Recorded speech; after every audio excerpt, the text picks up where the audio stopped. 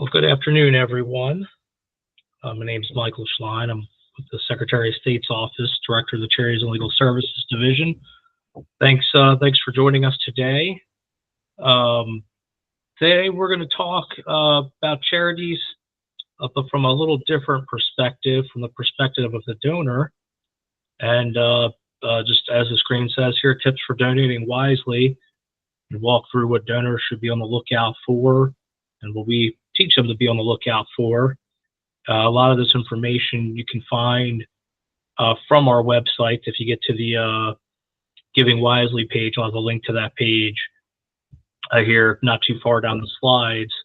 But as is customary on our town halls, if you have any questions as we go along, feel free to throw them in the chat box. One of our charity officers will try to answer those, or may save it at the end to ask out loud, especially if we get any commonly themed questions throughout the presentation. We'll talk about them at the end. And today's town hall is being recorded. The recording will be posted on our website. Usually it's posted within a week or so of the town hall. So within the next week or so, it should be there online, and you could watch the recording at any point in the future. Should you like, we have a similar one up from last year that's still there, and we'll have this one to replace that one with. And so we'll get started here. And thanks again for joining us today. And again, town hall is being recorded, and by participating in the town hall, based on that email invitation, you're consenting to participating in the recording. Other last disclaimer, a bit of housekeeping before we get started. This is for informational purposes only. It's not intended to be legal advice. So with all that being said, let's get going. Maryland law that talks about charitable solicitation is the Maryland Solicitations Act. And it's in the business regulation article of the Annotated Code of Maryland. And you can find some of that information online.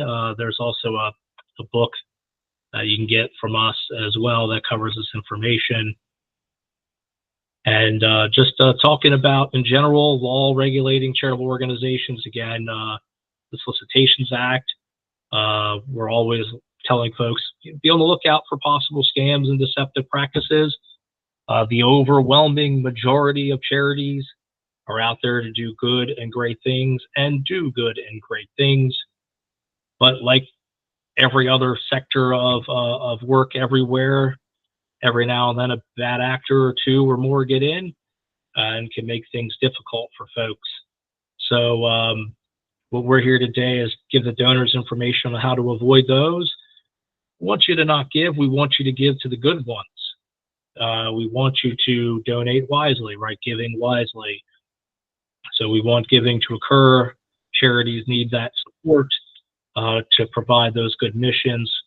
So today, this will hopefully give you some clues to think about before you give, and to ensure that those dollars are going to the charities that are going to put in the good work and do put in the good work. And it's going to seem like a lot of information. If you think about it, it's not as tough as I might make it sound here. So not trying to make it sound difficult, but at the end of the day, a little quick homework, a little quick internet searching, and there's a lot of good resources out there for donors to help guide you on what to look for and what to ask when somebody wants you to donate. The first one here is the charities out there soliciting contributions. It has to be registered with our office, with the Secretary of State's office, excuse me, with the Charities and Legal Services Division. So unless they have an exemption, good common exemption would be a religious organization. But most organizations out there soliciting are not exempt, and they have to register.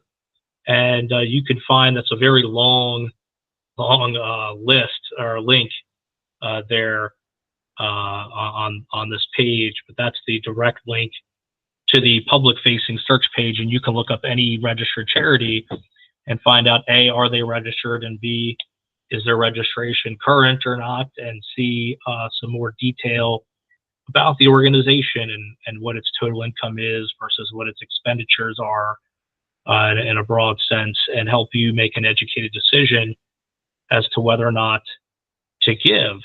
And if you go to SOS, like Secretary of State.maryland.gov, sos.maryland.gov is the Secretary of State's homepage. And at the top of the page, one of the words that are highlighted up there is charities. And if you click on that, get you all kind of information, both from the charity's perspective in terms of what it needs to do to register, but also the donor's perspective on what it should be looking out for when the donor is looking and deciding whether or not to give contributions. There's a public-facing search page. We do get asked questions about this pretty regularly. If you're a charity and you're registered, folks do check and ask, and are you registered, are you current, and try to get that information. So not only does the law say the charity has to register, but it does work out to be registered as well. Folks do check this and do ask, and when they're looking for some basic things to check off, registration is one of them. So just a few starting points here. There's a lot of different ways folks raise money these days. A lot of it's social media driven, but people do still just call and ask. And there's just some different things you should think about. If you get an oral solicitation, somebody calls you and asks you, or knocks on your door, or standing outside the store, or whatever it is. If you're being solicited to support an organization, you don't have to promise to give, right? There's a few basic questions you can ask to help gauge whether or not this is a legit solicitation. And if it's somebody from the organization or somebody paid by the organization especially, they should be able to answer some of these basic questions, right? Nothing on here is that groundbreaking, but it's important to ask because you can get a pretty good idea pretty quickly based on how somebody responds to you as to whether or not this is a legit ask. The first question is the charity registered? Somebody, my old boss, she used to always tell a story about how she got a call from a charity that wanted her to donate, and first question they ask is, are they registered? And half the time they'd hang up. So that'll tell you something real fast, right? Simple question, obvious answer. There's only one right answer. The answer is yes. But it's amazing how much that would ruffle a feather or cause somebody to just disconnect. Big red flag there, right? Full name and address and phone number of the charity. Good charity should be easy to find and should be easy to locate. And there's a lot of times, and we'll get on this in written solicitations and things of that nature, but you're looking on a website, sometimes they don't even have a charity's address or phone number, email address, a way to get a hold of them. That's another kind of red flag there, right?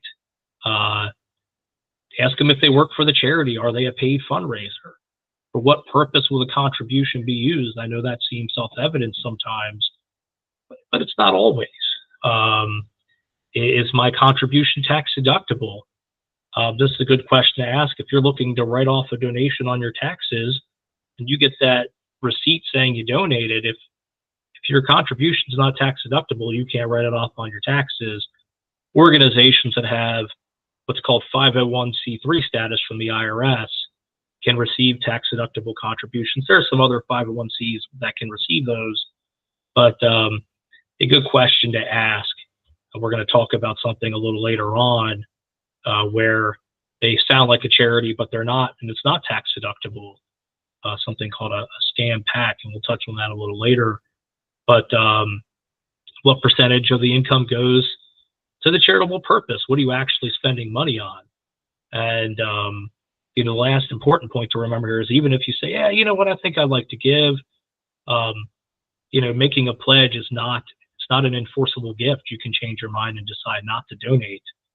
If somebody calls you on the phone and asks, and you say, yeah, why not send me something in the mail? And they send you something in the mail, and you review it and don't like what you see, you can decide not to give. It's not that oral solicitation, that pledge it's not a bill, right? So a pledge is an oral pledge. It's not an enforceable gift. So a couple other things. You get a written solicitation. The other very common thing You get a letter in the mail, or you get an email. Get full name and address, phone number. Is it disclosed? Can you get in touch with them? There's something called a disclosure statement that's supposed to be on every written solicitation, and it basically explains that you can get financial information from the charity, or that you can get it from us for a cost of copies and postage, and how to get that. So if they don't tell you that you can get financial information from them, or that you can get it from us, then that's a red flag as well. Tell you, there's a lot of internet solicitation, websites that maybe don't have the disclosure statement. That's probably more common than it should be, but it happens. But if you get a letter in the mail, any charity that solicits in Maryland should know there should be a disclosure statement on there that tells you how to get a hold of them for financial info, but also how to get a hold of us for financial info. And,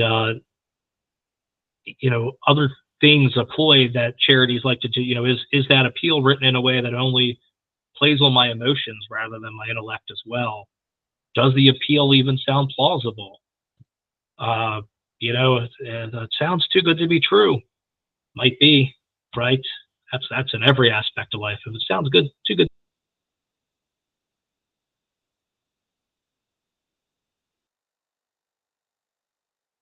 Or examining further, what do they actually do? And when it comes to the emotions thing,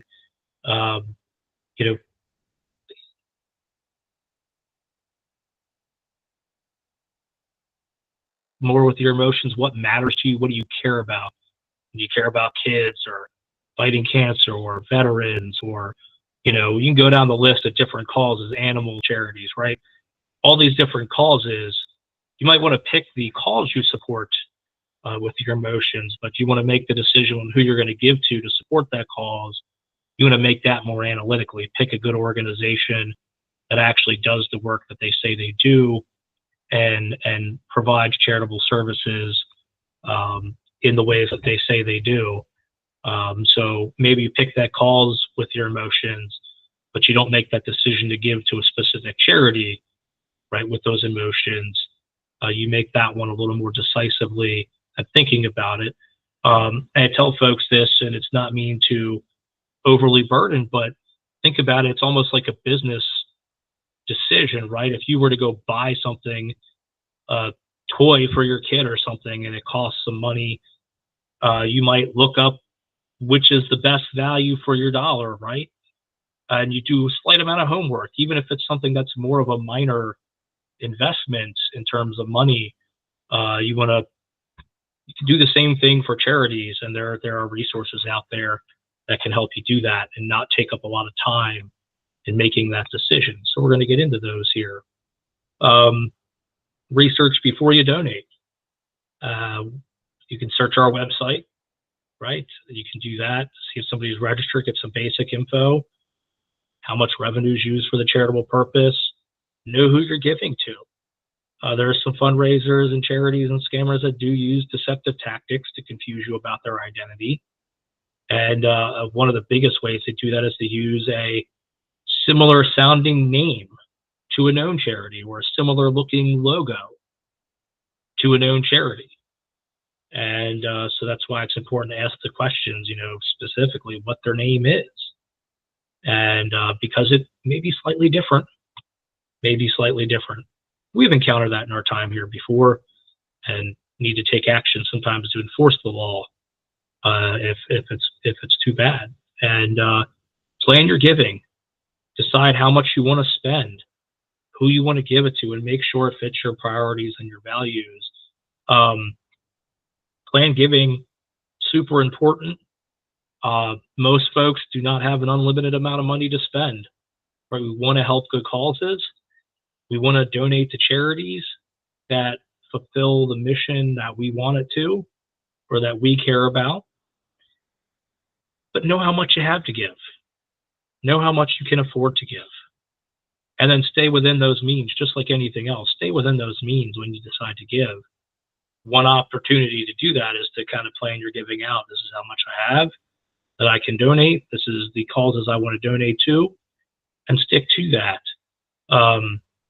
The one other I thought that comes around it, charities, again, the good ones aren't doing this, right? But the pressure tactics and the sense of urgency, hurry up and donate. We need your donation now. Take your time, research. Good ones, they may want that now, but they'll take it tomorrow or the next day or the next week because they're going to be around and they're going to be there at those times too, ready to receive that donation when you're comfortable making it. So some common things that we see in scams, a big one I already mentioned, using a reputable charity's name or one similar, or a mark, or some type of identifier that makes you think it's a charity that you know when it may not be. I throw this link on this page here, the sos.maryland.gov /charity/giving-wisely.aspx. Much of what we're going to cover here throughout the rest of this presentation, you can find the information on this link. There's a lot of good information at that page. There are FTC links about giving wisely, giving in disasters. We saw hurricanes destroy parts of the Southeast this year, right? Tornadoes hit out in the Midwest every year, and so there's these emergency organizations organizations that seemingly pop up overnight that may or may not be legitimate, and so there's a lot of good information on that page about how to look out for those situations to make sure you give to the reputable ones rather than maybe a fly-by-night type of organization. Just get general giving tips, phone solicitations. The Attorney General has a good write-up about giving wisely. So there's a lot of information at this page. We're going to talk about that all here. In particular, we talk about, don't be rushed, protecting your data, and not just planned giving, but protecting your data.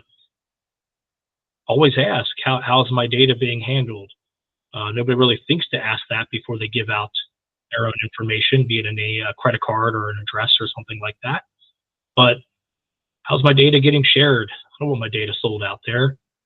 And the scammer may sometimes pose as a charity to get bank info, credit card info. So take steps to protect that financial information. Big one to look out for, don't donate with a gift card or a wire transfer. Why don't you want to wire transfer money? Once you give it, it's gone, right? It's gone. They can take the money and run. So stay away from doing donations like that. The gift card as well, right? You get a gift card, you donate it. Well, you don't know where that went after that, but if the charity cashed your check or your credit card payment or something like that. But be wary of giving that credit card info, and especially bank info, to just some random person that calls. You don't want to give out that information to anybody who just randomly calls. You don't want any random charges showing up on those accounts or somebody using that information. So even if you get a phone call that's a solicitation and it sounds really good, you go do that homework, research that charity. You can give directly through that charity's website or ask for a pledge card to return, right? You want to give to the person that's working hard or making the call, have them send you a pledge card so you can review that information, make sure it's a real organization. Make sure it's not somebody trying to fish for some info. Don't click a donate button in a link or an email. Go to the charity's website and give directly. Now, I say all this, if it's a recognized email address, if you know who's sending you the information, sure. But one good rule before you go click on any link, and this is true for anything, not just charities. If you see a hyperlink on there, it's, click here to give. Put your mouse over top of that link. The web address of wherever you're going should show up. And if it's, abccharity.org, okay, great. But if it's just some random string of numbers or letters or something that looks similar but not the same as the organization's website, that's a great idea, great red flag thing to recognize that this may not be legit. But, you know, ABC Charity sends you an email, go to ABC Charity's website to give. Always be leery of suspicious links and emails, and stay on the lookout for that. Again, protecting that data, your own personal data and your financial data. A few other things here just about this protecting the data. The telemarketer cannot answer a basic question about the charity. Big red flag, right? If it's a telemarketing type of professional solicitor, they're getting paid to raise money for this charity. They should have that basic information handy. Few questions you can ask before you give. What's the charity's purpose? And again, talked about oral solicitations. How much of the donation goes to the charitable cause? I bet you it's not 100% if somebody's calling you, especially if they're a paid fundraiser, right? At least some of that money is going to pay a fundraiser.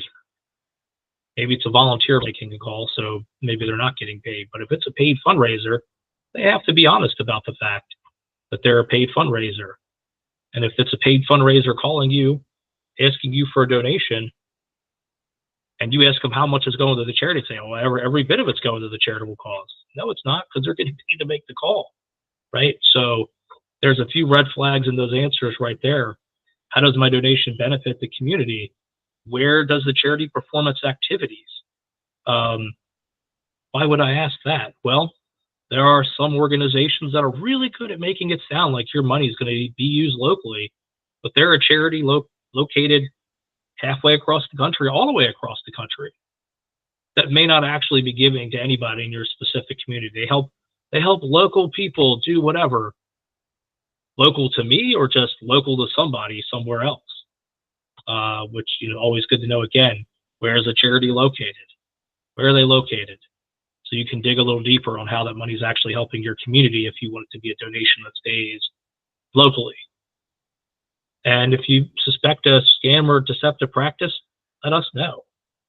Let us know. There's some information later here about contacting us about that, but report it to us. Maybe there's something there, maybe it's not, but let us know. It's the old, you know, if you see something, say something kind of sign we see everywhere. Not to pile onto that slogan, but if it seems like a scam, let us know, and we can look into that and try to figure that out. So just a few things, kind of the old scammer's trick bag here. You mentioned already, don't let anybody rush into making a donation. Somebody that's super pushy, right? Somebody that's trying to sell you so hard. Maybe they really want that donation, but maybe there's something else at play. They love that some of them will thank you for a donation you never made. And you usually see a face, excuse me, or two chuckle at that, but that's a real thing. That happens. Somebody will call you and say, oh, you know, thanks for giving last year and supporting our cause. You may not even remember. But if you don't remember, it may not have happened. Don't ever take anybody on their word that you gave to them before. That's a fairly common trick that some folks will use to trick you and go, oh, I must have supported them before. They must be legit. I'll give it to them again. Maybe you did give to them before, but maybe you didn't. That's entirely a possibility. Just because somebody's thanked you for a prior donation doesn't mean you actually made it. Scammers can change caller ID to make it look like it's from a local area code. That happens. You can get a phone number from practically any area code these days. So again, you know, kind of getting to the what's your name, where you at, who are you, what do you want to do with this money you want me to donate? Ask the question. Even you know, I'm here in Central Maryland, so a lot of 410s and 443s, 301s and 204s. Doesn't mean they're actually calling from here. They might be, but they may not be. Some scammers use names that sound a lot like the names of real charities. We've touched on this one a couple times. Pay attention, right? Make sure it's really them. Won't name the guilty parties, but we've had some cases before where some folks were using a very similar sounding name to a very well-known national charity, and folks gave they thought they gave to the real national organization, not the local knockoff version, so to speak. And that happens. Pay close attention to those words. A lot of charities with animal or cancer or fire or veteran or police and whatnot. What do they actually do? Is it the one you're actually trying to give to? They may claim your organization's tax deductible when it's not. There's the IRS. You can search any public charity with the IRS to see if they really are a public charity and their donation's tax deductible, or your a donation to them would be tax deductible. Guaranteeing sweepstakes winnings in exchange for a donation. Can't guarantee you're going to win a sweepstakes just because you donated. They file that under the category of sounds too good to be true. Donate me money and you'll win a huge prize. It's not how it works, right? But it happens, and people sometimes do fall victim to that. So important to keep those antennae up and be on the lookout. Anything that you see that's a red flag, not sure how they're going to use your donation, just consider giving to another charity, right? Give to a charity who's going to use that donation wisely, who's going to use that donation for the purpose for which you want to actually support. There's a lot of good charities out there. If somebody rubs you the wrong way, you can give to somebody else that does similar work probably. And, again, you find the cause that's near and dear to your heart, but you make the educated decision on whether or not you're going to give, which charity that money and how much money you're going to give based upon your own personal situation, which you can afford to give. And, if it kind of the instinct thing, right? I don't know how to even put in the words, but if it sounds like it's not right, or you get that bad feeling, then, that gut reaction should tell you something. Just because somebody says the word charity doesn't mean they're a good one. Most of them, great organizations trying to do great work, right? This is to make sure that your money goes to those great organizations.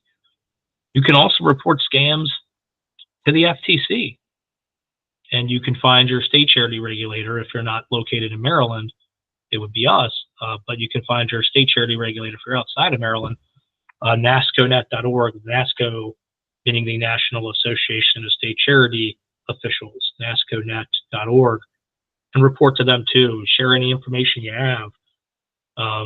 Think about who's calling you and what they said, and remember that. If it sounds wrong, write it down. Write down what they said after the call if you get a bad feeling, right? That way you can use that to report the information. So some common mistakes, kind of falling for the sob story, right? Somebody gives you an incredible, heart-wrenching story. Might be true. Terrible to say, but might not be. Do the homework and ask, right? Look, don't just give in that moment. Don't be too trusting if somebody doesn't readily answer your questions. That's a big red flag. Some basic questions, you can't answer them. It's a problem. You see that in your life, in your personal life, right? So that scenario, some very basic questions. Somebody can't answer some basic questions. There's something deeper to that story, right? Falling for the smooth talker, the charity that promises to send something to you after you've already donated to them on the phone is usually where that happens. Now, I'd like to see that before. Thank you. They want your donation. They'll send it to you. They'll send it to you.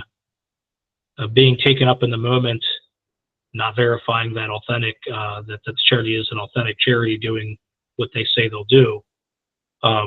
When folks are solicited, it's easy to kind of get caught up in that story and want to give. And again, we want people to give. We do want people to give. We want to give to the good organizations that are out there doing the good work. Don't kind of get swept up in it at the moment. Last one here, super important, feeling intimidated because maybe somebody shows up at your door wearing a uniform, or they indicate they're with law enforcement. That person calling you or showing up at your door, policemen are not running around out there knocking on people's doors asking for donations. That's not how it works.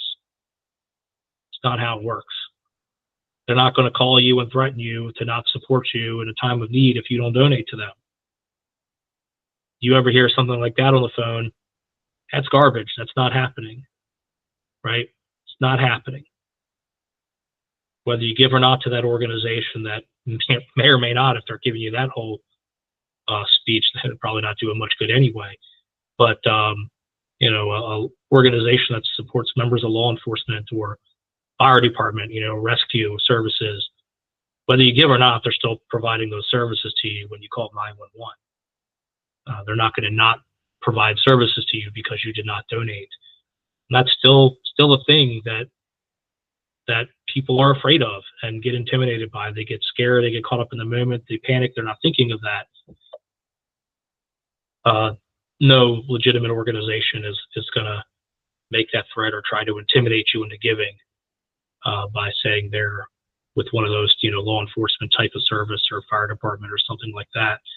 The good organizations, the legit ones, your legit local fire department's not coming off to you that way, right?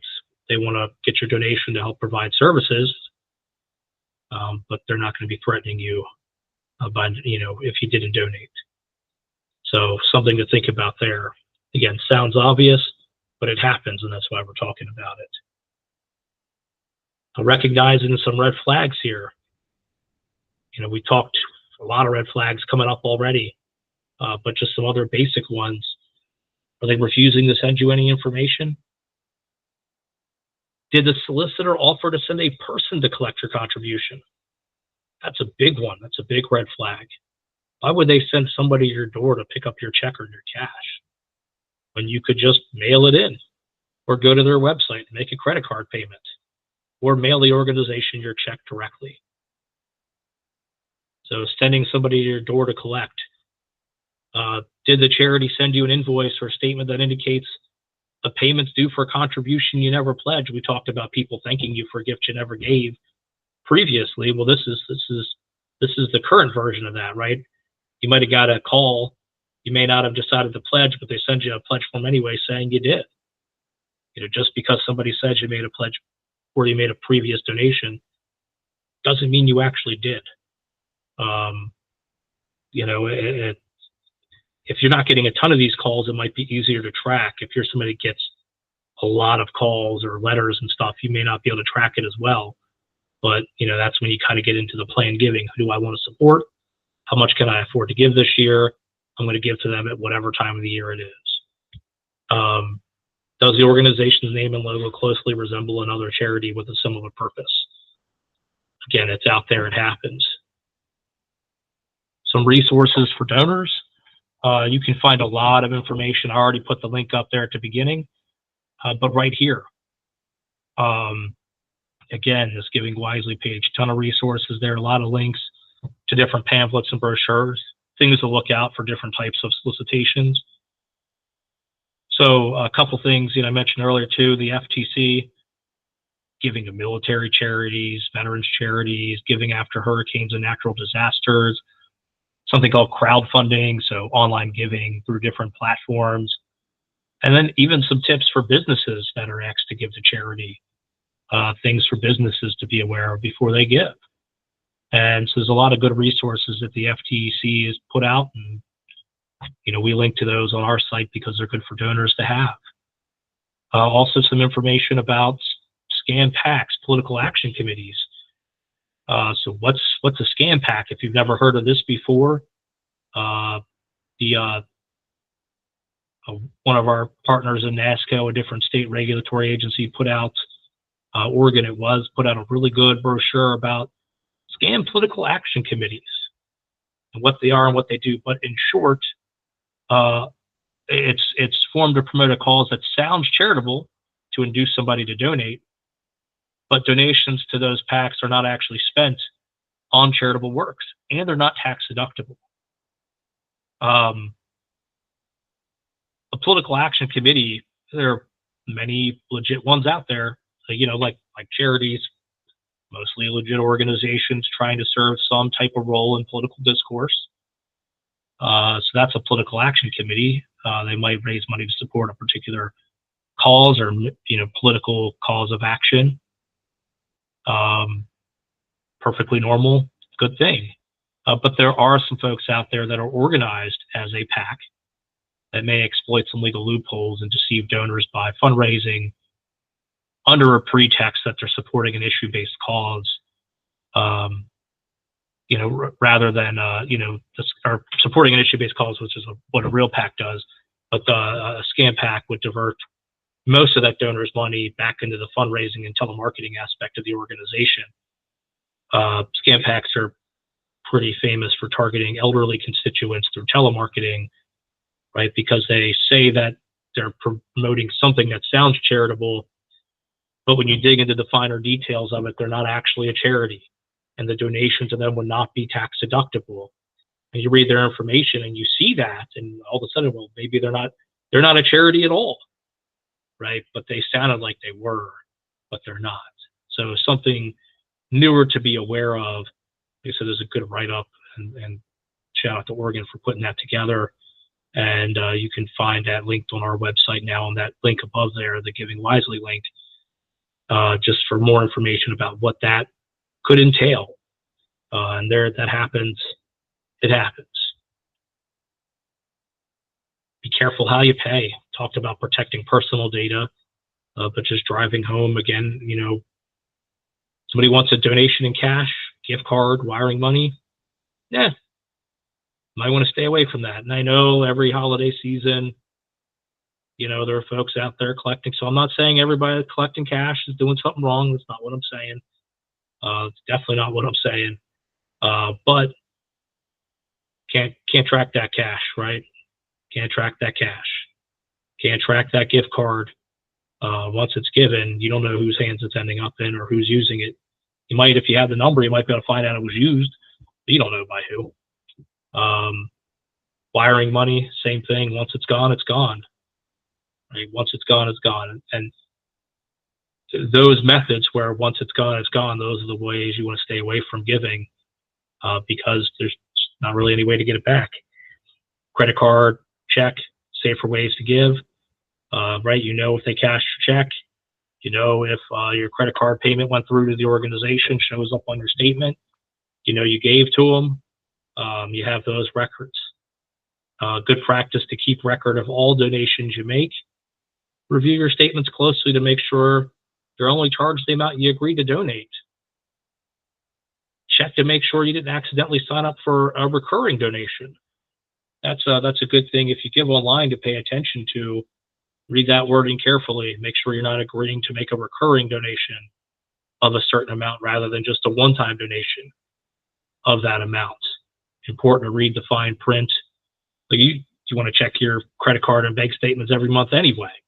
But if you're giving money to charity, another reason to check and make sure that the amount you actually donated is the amount taken out. But also that if you agreed to give one time, that they only took it out the one time, that it doesn't somehow become a recurring donation. Or, the opposite could be true. You want to make a recurring donation, they only take it out once. Maybe you wanted to give more. Maybe you did want to make it a recurring donation. And before clicking on a link to donate online, again, make sure you know who is actually receiving that donation. Donating through an online giving portal, that's one of the pieces of information you can get from this link right here on this prior screen, this Giving Wisely link. It has this information about giving through an online portal and different things to look out for to make sure that organization that you want to give to is actually the recipient of that donation. A few more tips on Giving Wisely. The Attorney General's Office has a Consumer Protection Division publication called Consumers Edge Charitable Giving Tips. The Secretary of State maintains the public registry. We talked about that at the very beginning, of charities that can solicit charitable contributions in Maryland. The bottom line, ask questions. I alluded to some enforcement work we've done in the past. We work closely with the AG's office on these matters, and we have good partnership and working relationship, and vital to enforcement of charitable giving in the state of Maryland. So they have some good information on their page, their website as well. We link that on our Giving Wisely page also. So lots of information out there. Do your homework, ask questions. Ask questions. And make sure somebody gives you an answer. Organizations that can help you research charities. There are some other organizations that exist for the purpose of helping you research other organizations, kind of like a rating system, so to speak. BBBY's Giving Alliance, Charity Navigator, Charity Watch, GuideStar, all exist to give you information about charities to help you make an informed decision on whether or not to give. Folks will ask, do I have a preference? No, I don't have a preference. They all do slightly different things, the same thing, but maybe slightly differently. They might come to their conclusions and using slightly different methods. So you can find one that you like more than the others, and you can use that one to help you research. That last link there, the IRS's tax-exempt organization search. So tax-exempt organization is a long way of saying, 501c status. And you can tell using the IRS's search, the exempt organization search tool, if they're showing up there, whether or not the donation's tax deductible, if they're a public charity, or usually you see PC on their website, public charity, which is another way of saying 501c3. So there's a lot of information out there to help you decide who to give to, or whether or not it's a good idea to give to the organization you're interested in giving to. One of the things we tend to stay away from as a state regulator is we try to stay away from the words like legit or legitimate charity. There are some organizations out there that are real charitable organizations, but aren't the best, right? That maybe they give a huge percentage of overhead to, or a huge percent of the contribution to overhead versus the actual purpose and mission. They're a real organization, but they may not be one you'd be willing to give to if you knew that information about them. And you can find all that out through us and through these other resources here to make sure that, you want to maximize the dollar that goes to the charitable purpose as best as you can. And there's overhead is a normal and natural thing that, any folks on here from the charitable sector will tell you that, right? There's some overhead cost to everything. So it's not that there is overhead, it's, what's that percentage of overhead and what are you comfortable with? We stay away from good or bad, we'll try not to make a judgment on that overhead percentage, just provide it to you so you can cross-reference other organizations in that area. Is this a good amount? Is this a bad amount? What do they do? What do they spend it on? Have a complaint about a charitable organization? Register that complaint with us. Tell us about it. There's actually a way to do it through One Stop now as well. They don't have on the page, but this email, dlinvestigations_SOS at maryland.gov, dlinvestigations_SOS at maryland.gov. Phone numbers for our investigators there as well. You can make a complaint to us and we'll look into it. Is it a real organization? And deal with that as quickly and as best as we can. So, we get people reach out and ask us about charities that aren't registered. If you let us know what charities out there raising money and they're not registered, we'll look into that. The hope is that they're just not registered and you can fix that problem, right? Maybe there's more to it, maybe there's not. But if there's not more to it than that, then you get them registered and into compliance, and then other people can see that as well and verify that they are or are not somebody they want to give to. So that's a thing that you can do, and we look into all that. We take them all seriously, and look into it and decide again what's the appropriate course of action for the situation that's being given to us. So just some basic contact information again for our charity division. I guess I shouldn't say again, but as well for our charity division here. And I'll leave this page up for a minute and just make note of that. If somebody ever wants to call to check on a charity, you can call that phone number. One of our charity officers will help you out, let you know if the charity is registered, and the registration information the charities file with us. Their 990s and 990 EZs, we take the data right off of those forms to put online so the donor can make that educated decision about whether or not they want to give. Is the organization registered? Is it spending the money in a way that I find acceptable? So folks can make that informed decision to give. Again, we spent about 44 minutes talking about this and various things you can do. At the end of the day, Like most things in life, ask questions, do a little homework, and make an informed decision on whether or not you want to give. And make sure that dollar you want to give and you want to support a charitable organization goes to a reputable one that will spend the money on what you wish it to. And so think about it, make an educated decision. It's your hard-earned money, right? You want to make sure it goes to something good. Just like when you buy a product, make sure you buy the best product. Well, if you want to support, say, I don't know, an animal charity, make sure you pick the right one, right? And these resources can help you do that or navigate that landscape so that maximum value of your donation going to support the charitable mission. So with that, we're going to get to questions here. Steph, you've been hanging out in the chat here. Anything popping up? Just one. I apologize for the background noise, by the way. But we do, I answered just two simple, quick questions, sharing links. And then Candace Freeman wants to know where she can, or everyone can find a copy of the disclosure statement that would be included on the written request for donations. Great question. So I'm going to look up a link real quick and I will throw it in the chat box before we get off of here. I'm just going to pull it right out of you can look up the law for free online. I'm going to throw you the link to that page. And one of the terms that is defined on this page is disclosure statement. And so I just threw that link in the chat. And the disclosure statement, I'll read it off. But you can look up the definition of the term disclosure statement.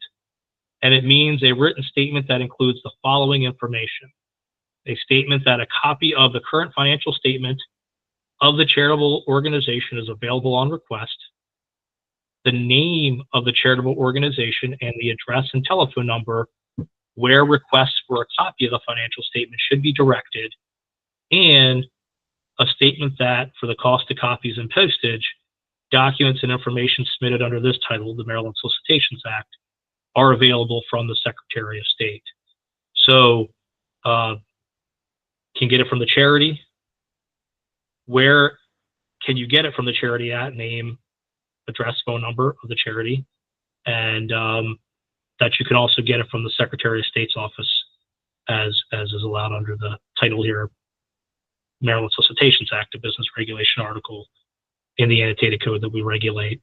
The link is on there, though. You can pull the exact wording. So that wording or something like that is the wording you want to have if you're a charity looking to make sure you get the necessary disclosure statement on there. If you've ever received a good way to think about it too, if you ever received a mailing from a nonprofit that maybe raises money nationally, down at the bottom in the fine print or on the back in the fine print, a lot of times you'll see a disclosure statement like this, where, you can get for cost copies and, or for information you can contact the charity at, and they'll give the charity's address and phone number.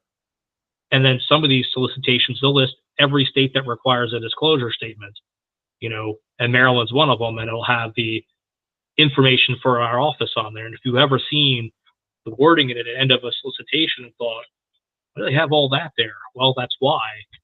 There's a lot of states that require disclosure statements on their written solicitations. Maryland's one of them. And they just kind of throw them all there at the end because they need to put it on there. It needs to be conspicuously displayed on a written solicitation or a receipt for a donation. And they'll throw that on there because the law requires it. I'd like to think it's because they want everybody to know that they can get information from them or from us. But also it is a requirement of the law. And so you see that manifest itself on the end of some solicitations from national nonprofits in that form, and it'll have several states listed. And that's not the number you call if you live in that state. That's the number for the state agency that regulates them usually. So you do see this on a lot of the mailed solicitations that go out these days still, especially ones that are soliciting in many states. So good question, Candace. Thanks, Steph.